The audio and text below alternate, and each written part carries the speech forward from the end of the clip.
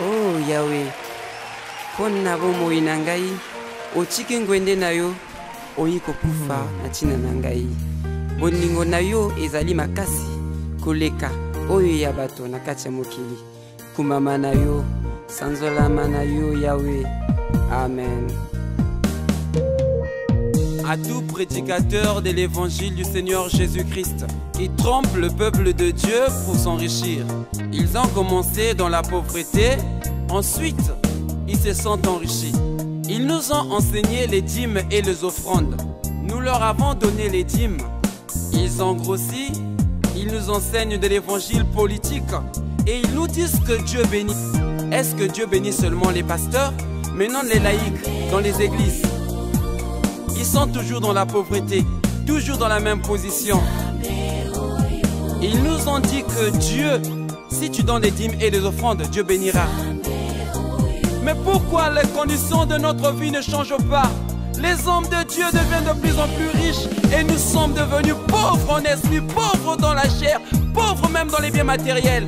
Oh Jésus, la politique est carrément entrée dans l'église. Et il nous prêche la seconde venue, le retour de Jésus-Christ, alors que les comptes en banque sont remplis et ils nous disent qu'il y a un enlèvement. Cependant, eux, ils continuent à s'enrichir. Mais où est-ce que nous sommes en train d'amener le peuple de Dieu? On construit des églises, on construit des tabernacles, on construit des monarques, mais rien ne marche dans notre vie. Alors que Dieu a mandaté ses enfants pour tailler et façonner l'intérieur. Mais nous sommes devenus pires que le monde. Les chrétiens ne sont plus encore réellement chrétiens. Où est Dieu? On nous prêche l'histoire. On nous prêche les choses qui nous donnent la mort. Oh Jésus, où es-tu Seigneur? Il n'y a plus même les miracles dans l'église. Et nous sommes semblables maintenant à la politique. Oh Jésus, est-ce que l'église est une politique? Tu as dit, allez partout dans le monde, prêcher la bonne nouvelle à toute la création. Mais Seigneur, aujourd'hui c'est devenu un appel d'argent. Aujourd'hui les gens ne parlent que maintenant de l'argent. Si tu n'as pas l'argent, on ne te considère pas. Le pasteur ne visite que celui qui a l'argent. Mais ceux qui n'ont pas d'argent, où seront-ils Seigneur? On les a même nommés gros poissons. Mais non, ceux qui payent les petites dîmes, sont-ils des chrétiens? On ramène les gens à l'église apostolique. Alors que l'église apostolique, il y avait une communion. Il n'y avait pas de riches ni de pauvres. Y a-t-il dans la Bible les Lévites milliardaires? Mais pourquoi aujourd'hui les pasteurs deviennent des milliardaires? Une brebis meurt de faim et le pasteur est à l'aise avec beaucoup d'argent et il dit que Dieu te bénisse. Est-ce qu'on mangera que Dieu te bénisse? On nous enseigne de travailler, mais eux ils ne travaillent pas. Ils sont là de gauche à droite, entrés dans les affaires. Alors que ce sont les brebis qui devaient être dans les affaires pour soutenir les hommes de Dieu. La politique, évangile, est en train de donner la mort aux enfants de Dieu. Oh Jésus. On a vu le diable à l'église catholique. On a vu le diable à l'église protestante. On a vu le diable dans les églises de réveil. Mais nous, les gens du message, qui prétendons dire que nous sommes dans la vérité, nous ne manifestons pas-ils le fruit du diable?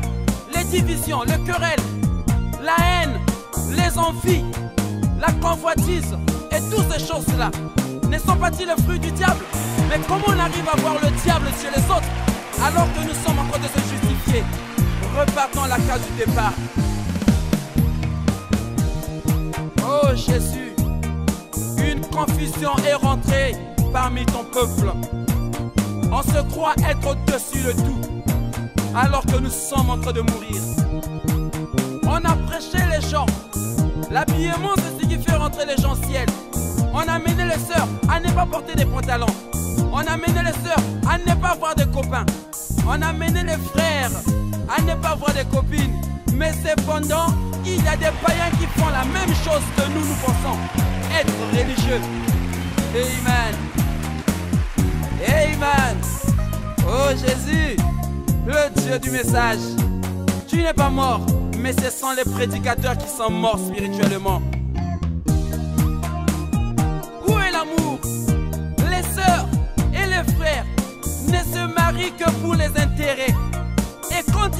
l'argent, il y a une division. Même les païens n'arrivent plus encore à célébrer les mariages des soi-disant frères du message.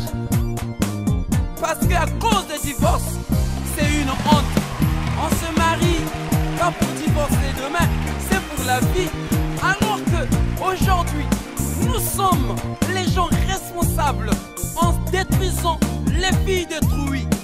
On s'est dit qu'on se marie vierge, mais cependant il y a tellement de déviergés parmi nous. Les filles des diacres, les filles des pasteurs qui se comportent mal. Mais on veut enseigner l'église à vivre la parole alors que notre maison ne vit même pas la parole. Oh Dieu, la condamnation, c'est nous qui prêchons la parole. Où es-tu, Jésus-Christ? Le message est en train de mourir. La politique est devenue religieuse. L'église est devenue comme une association et une partie politique. Le Dieu de message est vivant. Mais les églises du message sont mortes. Il n'y a plus de la puissance chez les catholiques. Il n'y a plus de la puissance chez les protestants. Même dans les églises de réveil, même dans le message, on est là seulement enseignant la haine parmi le peuple de Dieu. L'envoûtement est rentré carrément au milieu de nous. Oh Jésus, les empoisonnements, de l'envie, de la haine. On monte du haut de la chair enseignant la division. Où est Dieu? Oh my God. Réponds-toi frère, avant qu'il ne soit trop tard.